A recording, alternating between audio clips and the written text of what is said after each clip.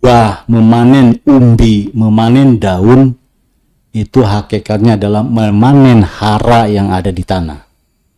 Kalau hara yang ada di tanah tidak kita kembalikan lagi, apakah tanah itu gak akan miskin? Miskin. Kita hanya bisa produksi besar itu ya nitrogen, karena kita punya gas alam ya.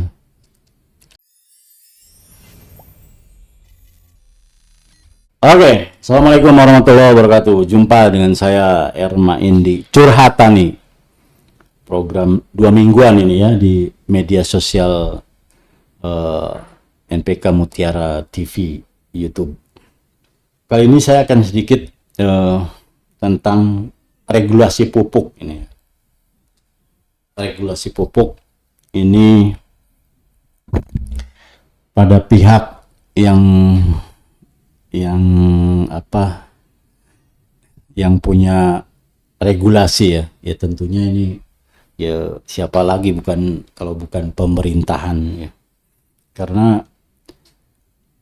gini, kita ingin membantu supaya masyarakat petani kita itu mempunyai produktivitas pertaniannya yang bagus. Bagus bukan berarti kuantitas saja ya. Kalau sekarang bagus kuantitas saja itu sudah ketinggalan. Karena dunia sudah di samping banyak juga kualitas bagus ya. Nah, ini kenapa kok bisa regulasi pupuk ini? Ya jelas ya. Karena ya tanaman kan butuh hara, butuh pupuk.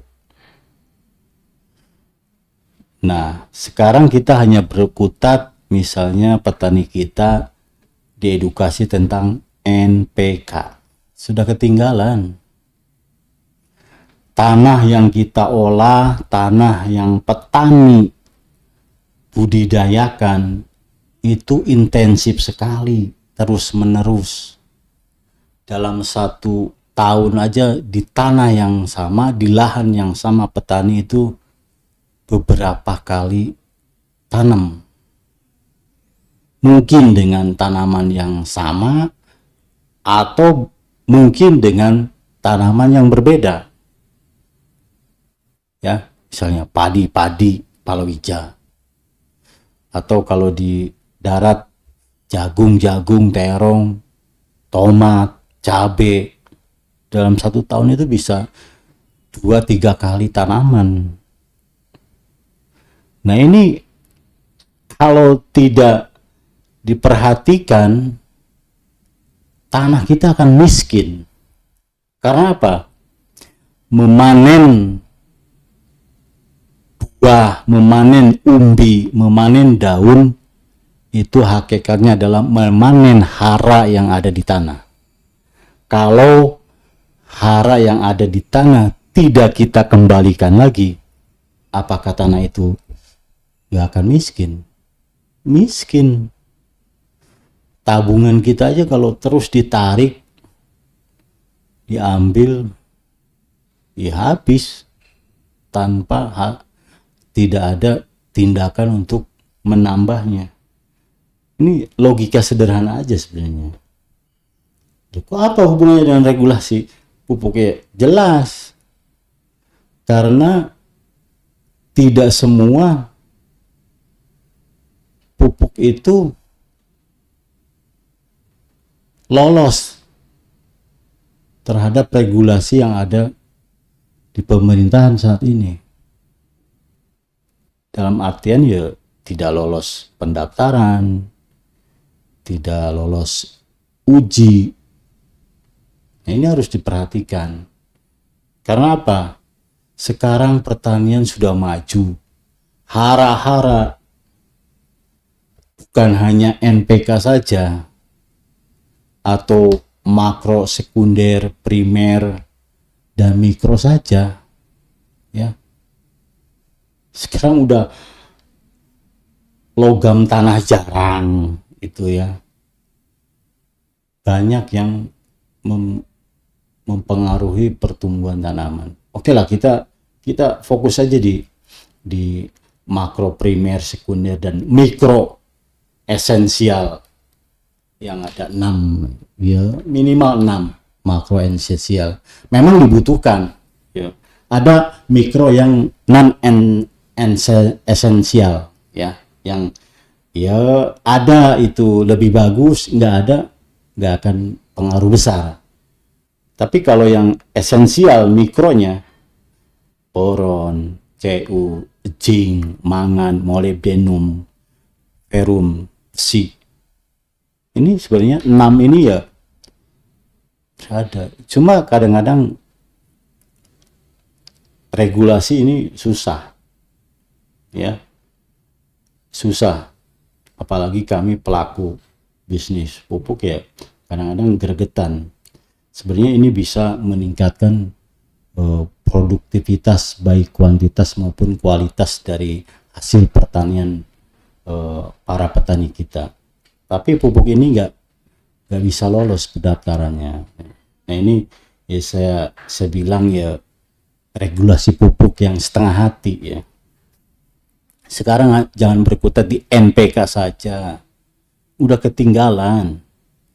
Apalagi dengan sistem drip, vertigasi, hidroponik, kalau pakai NPK saja, bagaimana bisa meningkatkan produktivitas? Sedangkan hukum Lebig aja, 1 hara saja kurang, itu menjadi faktor pembatas dari hasil panen kita.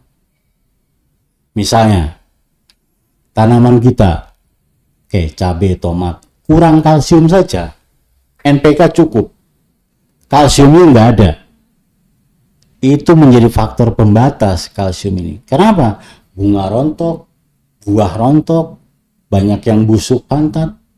Nah ini satu hara saja menjadi faktor pembatas untuk produksi kita, petani. Tapi ya bukan apa ya, ya coba tambah slotnya. Kita misalnya ini ingin mendatangkan hara atau pupuk yang mengandung hara ini, slotnya kemana? Pendaftarannya masuk kemana? Nah ini harus ya, yang membuat regulasi ya ini harus jangan tutup mata. Nggak akan gini, kita ketahanan pangan, tapi ya haranya sendiri itu tidak diperhatikan. Mau kemana? Kita mau buka lahan besar-besaran.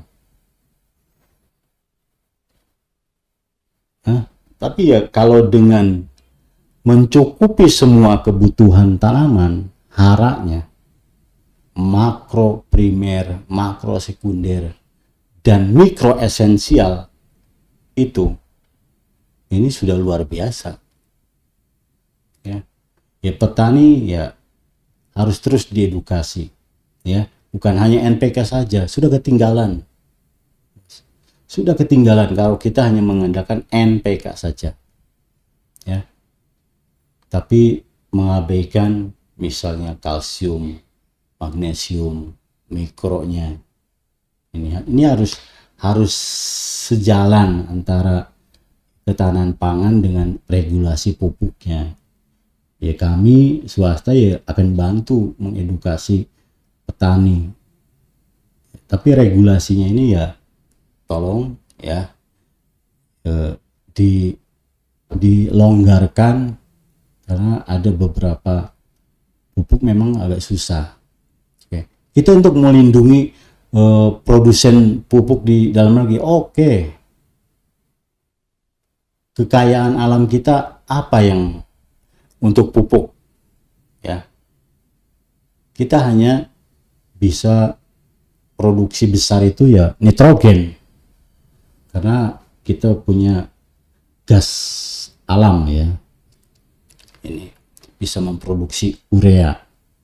Tapi kalau kalsium yang larut air teknologinya seperti apa, terus fosfatnya mana, fosfat tanah kita yang tinggi, nggak ada, apalagi kaliumnya.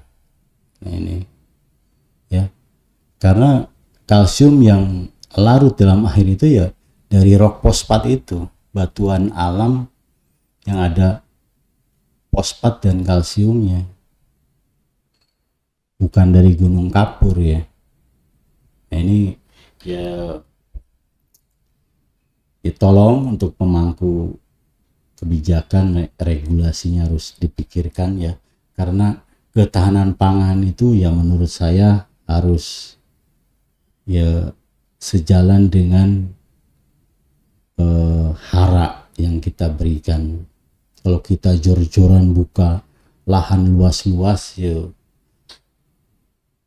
kurang bagus juga ya. Tapi kalau kita masukkan teknologi pemupukannya, teknologi budidayanya, itu akan lebih hasilnya akan lebih baik menurut saya.